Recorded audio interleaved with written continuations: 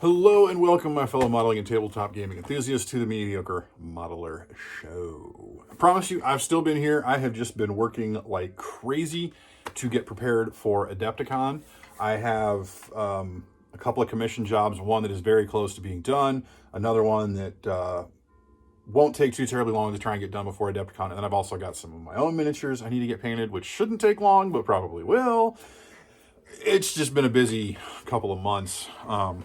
All year, just with everything that's going on with real life stuff, work stuff, all that good stuff. Is tends to happen this time of year. I always get kind of busy, but we're back. I've got some more ideas of stuff to do because I went on a bit of a buying spree a little while ago, like a pre-Adepticon shopping spree, I guess.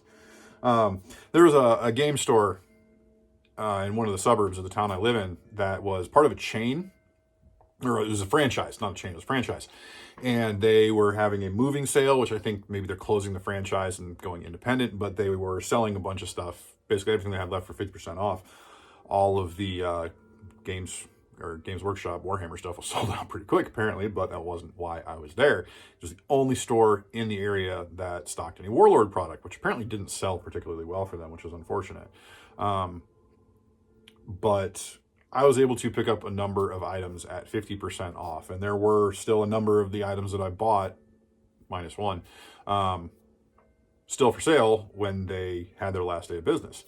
But what we're going to look at today, we're only, a number of years late, but with the new version, new edition at some point of Conflict 47 coming, I don't know when. I don't have any inside information, just to let you know.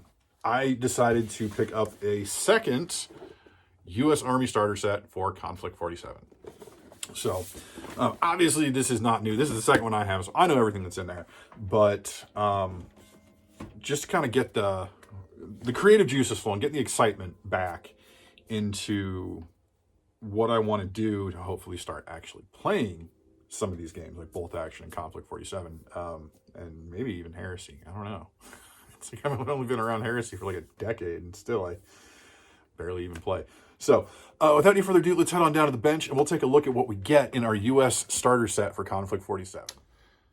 All right, away we go. I'm only like 7-8 years behind the times on this. Granted, this is my second starter set for Conflict 47. So as you can see, the box, nice on the front, tells you everything you get. So you get your A5 rulebook, your Coyote Lightwalker, your Tesla Sherman, 20 infantry, 5 U.S. heavy infantry, pin markers, some D6s, and then your order dice. It's got that nice little artwork on the front with your Coyote, and then you got a Kodiak there in the background. Kind of cool. And you can see just plain old infantry on the side there. Coyote on that side, your heavy infantry, and then, of course, your Tesla Sherman. And then you can see, again, full contents on the back. And of course, all of the starter sets are set up pretty similar to this. I've only bought a German one, is the only other one I bought. So, before we dig into this, I have pulled out the rule book. So this is the A5 rule book. This is my third rule book. So my first one was a US one, had this one. My second one, which was a German one, actually had the hardback rule book, which is kind of cool. Considering all these books are some point in the hopefully nearest future going to be completely obsolete, whatever. But here we go. So, all right, let's go ahead and crack into this. As I'm sure many of you probably already know what it is and what you get, but we're going to take a look at it because, good things might be happening soon. Okay, so the cool insert, you get all of your kind of your quick start rules, your quick rules review. You can just pop this out, and you got a measuring ruler on one side there, another ruler on the other side, upside down, whatever. That works. So to start out, we've got 2 of our U.S.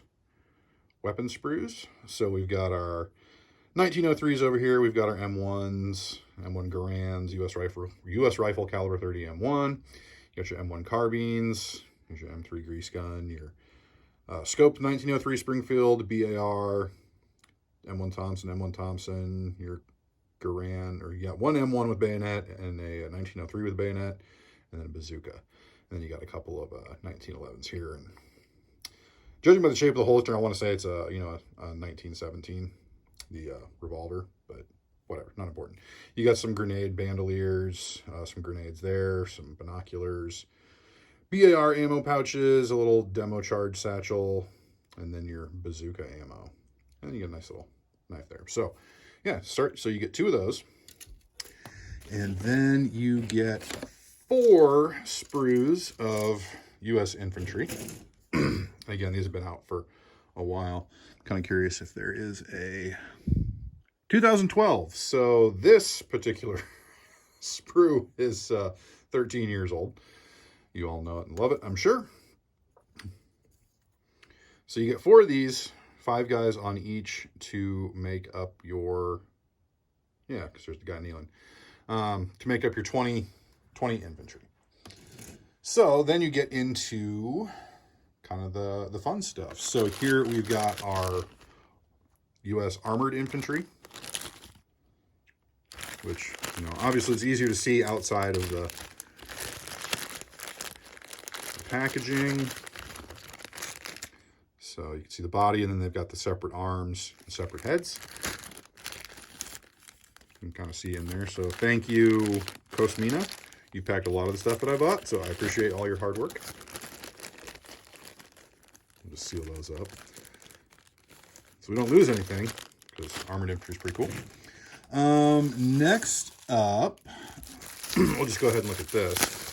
I had to check this as soon as I got it. So this, again, packed by Kosmina, is going to be our Coyote, our light walker. So there's our resin sort of main body hull, and then all of our legs and our arms, our fists. I think this one actually came with the option for a flamethrower, you know, and our light machine gun, and then we've got our HMG right there, our 50 cal. The first one of these that I bought had 2 right arms or 2 left arms or something. So I fired off an email to Warlord customer service. And it took them a little while to get back to me, but they did eventually get me sorted out. But just kind of sent a message like, hey guys, so I ordered the starter set, and it came with an extra right arm. How cool is that? But it didn't have the left arm. So I could get a replacement for that. And, you know, they got it out to me. It took a little while, but they got it to me. So here is our Coyote Light Walker.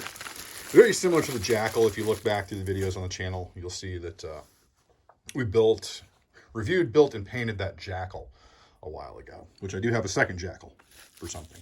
So next up is our Sherman. So this is just the generic Warlord M4 Sherman. You can build it up either way.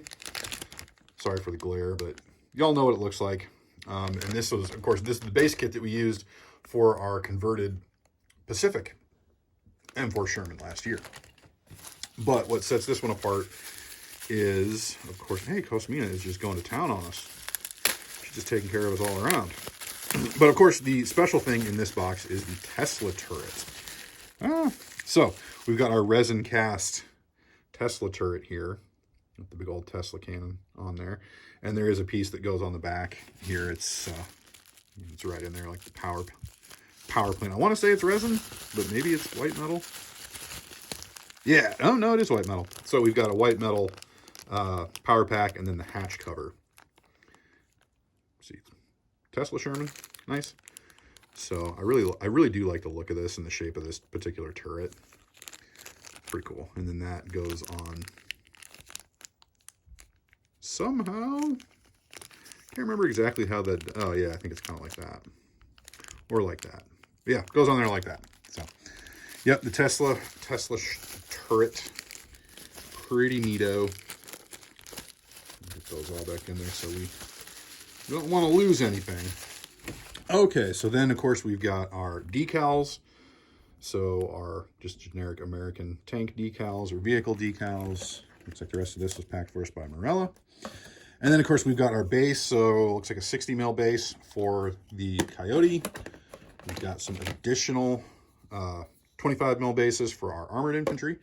And then of course we've got the pin markers. I've never actually used these yet, but you know, what I've seen people do is actually paint this base and then do the numbers in white, which I think would be kind of cool. So I might try doing that, but I've got at least 3 sprues of these that I haven't used yet, and then just a little insert with Larry stuff. So this all is, if I can get it all back in there now, is gonna be the hard part, especially getting this insert in. It'll fit. It always fits. Always fits. Yeah, so that all is the contents of our Konflikt 47 US starter set. Well, folks, there we go. There is our US Army starter set for Konflikt 47. Now, I'll talk a little bit kind of about why I bought this, because obviously the models are, I mean, mainly I bought this for the Tesla Sherman and the Coyote, which together would probably have exceeded the 50% cost of what I paid. So these normally retail for like 170. Not exactly inexpensive for a starter set, but if you kind of compare it to some of the Games Workshop stuff, you know, a little bit pricier, you know, a little bit cheaper. But I think you get a better value kind of out of just your regular Warlord kits than you do, say, for Games Workshop. So, for example, what I'm going to use... So, okay, so we've got a box of U.S. Marines, right? So this is about $60 these days, okay? And there's parts for 30 figures. So about $2 a figure, right? So let's say for a standard Space Marine squad, because that's what I know. I mean, you're paying about $60 for a squad of 10. I mean, I remember back when those used to be $25 for a tactical squad, way back 20 plus years ago. But I can't speak for like Guard or Tyranids or some of the other stuff, but you know, $60 for 30 guys, I don't think that's too bad of a deal. But of course, anytime you get a starter set, the cost adds up relatively quickly, but you can usually end up getting a fairly decent deal out of it. So when I bought this set, it was mainly for the Tesla Sherman and for the Coyote, because I was thinking, okay, I've always thought, ever since I did the Pacific Sherman last year, that I really wanted to have a Tesla turret for it. So be able to swap my Marines back and forth between Bolt Action and Konflikt 47. And that's why back on Black Friday, when I got stung by Warlord's Black Friday sale, which was a good deal, don't get me wrong, I picked up, what it was, 2 Pond Skaters, a Jackal, and then a Mud Skipper, because I was thinking, kind of a quick moving mechanized Marine force would be pretty cool. So another Light Walker, and then a Tesla Sherman, which I thought would be pretty cool. Because I think that would be cool to paint up kind of at least the turret, probably not the whole hull, but at least the turret of the Tesla Sherman, and kind of like in that Pacific-ish camo scheme that I did with the M4, the regular M4. So that'll be kind of cool. And then I remembered, because I wasn't all that excited about, just the regular, European themed, or the U.S. infantry, U.S. Army infantry. But I'm sure I could find a use for them somewhere. I mean, I do still have all my other stuff that I could add to them. And I could definitely use them if I decide to go back to start working on those. But then I remembered, oh, hey, the armored infantry. Okay, that's kind of cool. Because I do still have an armored officer that I haven't built that's been sitting for a while. So the armored infantry, if you look at the sort of experimental rules, which are technically official, for the Marine Expeditionary Task Force for Konflikt 47, I think it specifically precludes armored infantry, but that's if you want to use that list. But there's also some other stuff that I might do. But anyway, what I thought I might do is just give the armored infantry bodies some Marine heads with the camouflage helmet covers. I think that would look kind of cool, look kind of neat. But again, I don't know anything more than anybody else does on what's happening with the new Konflikt 47 or not. So we'll just kind of have to, see what happens. Although I do intend to try and ask some questions here in a couple of weeks. So we'll see what happens. But anyway, yeah. So that's kind of where I was thinking of going with this. I just thought it, a 50% discount, I think. And then when they were doing it, you could also roll a D6, and then you could get twice. You essentially get 2d6 additional discount. When I got this one, I rolled up a 5, so I got an additional 10% off. So got it for basically, 60% off. So it ended up being like 80 something dollars with taxes and everything. And then I ended up going back like 2 days later and picked up a bolt action 3rd edition starter set, as well as the starter set for Victory at Sea. And I do have those right here, and I think we're going to take a look at those in the coming weeks leading up to Adepticon, just for some cool stuff.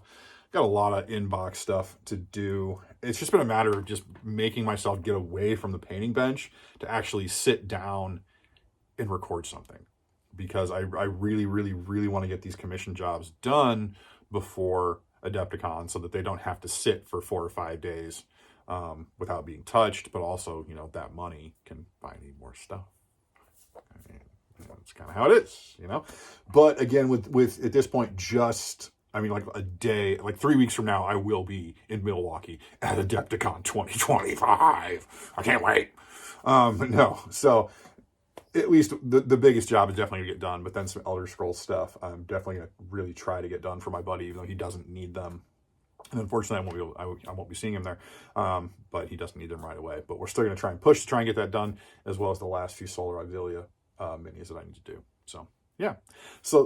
I hope you folks enjoyed that. I hope that kind of gives you, obviously it gives you an idea of what you get in the U.S. one. The U.S. one was the only one they had. They didn't have any German, Russian, or British. I don't know if they make one for the Japanese or Italians. They might, but they didn't have them. So, yeah. But if you're interested in picking up a starter set like this for yourself, you can check out my links down below. You can hit my official Warlord Games affiliate link and go pick yourself up one of those. I can guarantee you the shipping will be ridiculously fast. You will be surprised at how quickly you get your merchandise. And I'm going to ask about that at Adepticon too. So thank you very much, folks, for watching. I hope you enjoy it. If you feel so inclined, please like, comment, and subscribe. Let me know what you think, what kind of stuff you'd like to see, anything you want me to check out specifically at Adepticon.